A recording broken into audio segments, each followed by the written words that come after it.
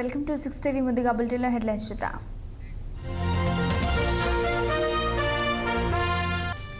Petrol ధరల పెంపుపై స్పందించిన రాహుల్ గాంధీ. మోదీ మళ్లీ తన పనితనం చూపించారన్న రాహుల్.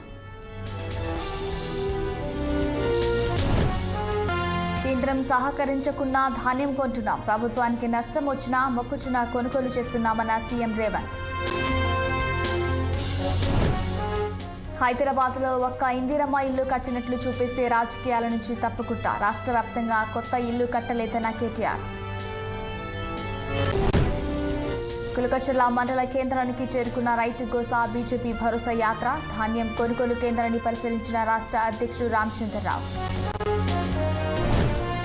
మరోసారి పెరిగిన పెట్రోల్ డీజిల్ ధరల పెంపుపై మండిపడుతున్న వాహనదారులు.